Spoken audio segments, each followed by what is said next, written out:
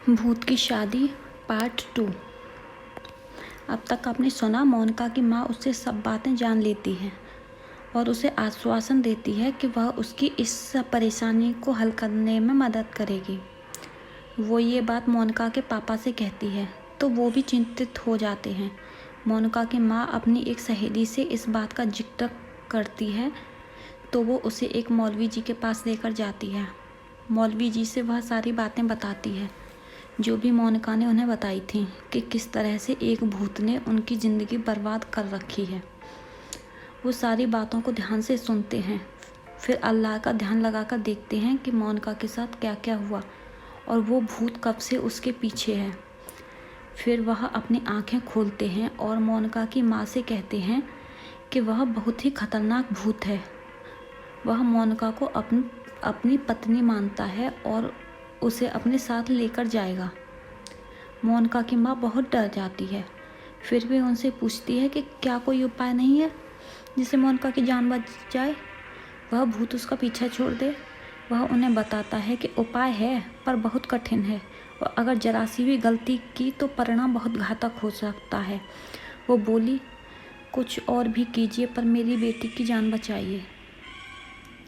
तब उन्होंने कहा कि मैं कल तुम्हारे घर आऊँगा, तब तक तुम मोनिका से कुछ भी मत कहना, उसे ये भी मत बताना कि तुम यहाँ आई थी।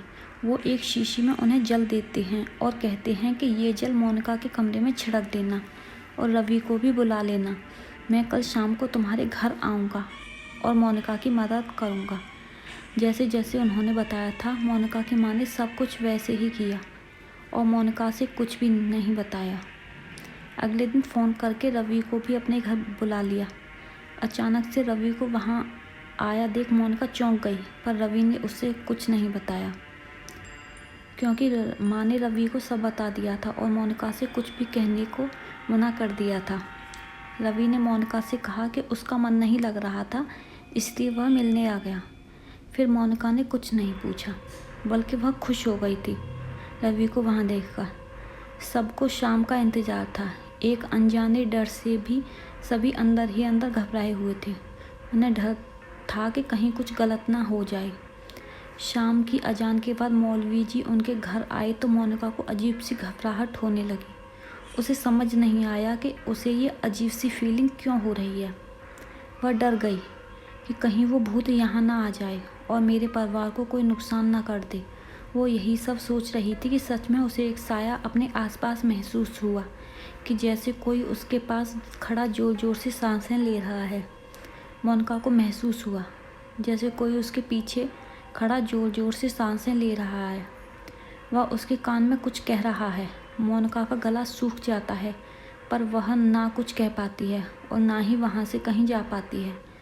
वो वहीं जड़ हो जाती है। वो उसके कान में कहता है कि तुम मेरी पत्नी हो और इन सब से कहो कि उसे ये बाहर जाने दें, वो इंसान हमें अलग कर देगा और मैं तुम्हारे बिना नहीं रहूँगा। मोनिका कहती है कि कौन इंसान? मोनिका ये कहते ही बेहोश होकर गिर जाती है। आवाज़ सुनकर सभी वहाँ आते हैं तो देखते हैं कि मोनिका बेहोश पड़ी है। वो उसे उठाकर बेड पर लेटा देते हैं। फिर मौलवी जी अंदर आते हैं तो वे सबसे कहते हैं कि भूत को पता लग चुका है कि मैं यहाँ हूँ, इसलिए उसने इस पर अपना कब्जा करने की कोशिश की है। इसे एक रस्सी से बांध दो और कोई भी इसके पास मत जाना। रवि कहता है कि नहीं, तुम इसके साथ ये क्या कर रहे हो, वो डर जाएगी और इसे कुछ हो गया तो फिर हम क्या करेंगे। सब रवि को समझाते हैं। वह बहुत मुश्किल से इस बात के लिए तैयार होता है। मोनिका को रस्सी से बांध देते हैं। फिर वे मौलवी जी के कहे अनुसार सारे काम करने लगते हैं। धीरे धीरे मोनिका को होश आता है तो वह पूछती है कि उसे ऐसे क्यों बांध रखा है और ये सब क्या हो रहा है, क्या कर रही हो तुम सब। रवि मोनिका के पास जाने को होता है तो वो मौलवी जी उसे रुकने का इशारा करते हैं। अचानक से मोनिका की आंखें लाल हो जाती हैं और उसकी आवाज़ भी बदल जाती है। वह रवि से कहती है, तुम यहाँ भी आ गए। मैंने तुम्हें कितनी बार कहा है कि ये मेरी पत्नी है और मैं इसका पति हूँ और आज मैं इसे अपने साथ लेकर जाऊँगा। कोई भी हमारे बीच में आया तो वह नहीं बचेगा। तभी उस पर वे जल डालते हैं तो वह कराहने लगता है।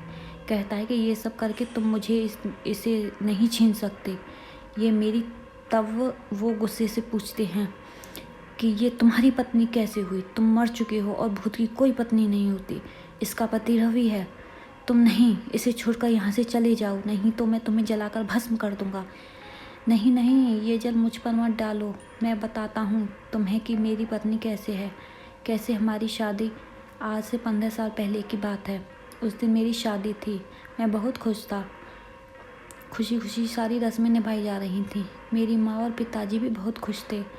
बारात लेकर हम लड़की वालों के यहाँ गए। बहुत ही अच्छी तरीके से हमारा स्वागत हुआ।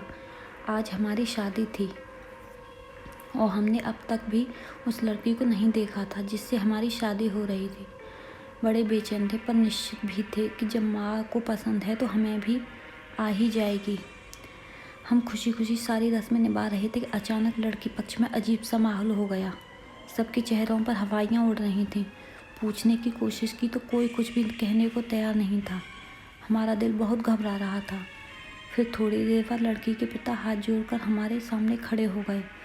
उनकी आंखों से आंसू बह रहे थे। उन्होंने जो कहा वह सुनकर हम सब हैरान रह गए। आगे का भाग सुनने के लिए वीडियो को लाइक और चैनल को सब्सक्राइब ज़रूर करें।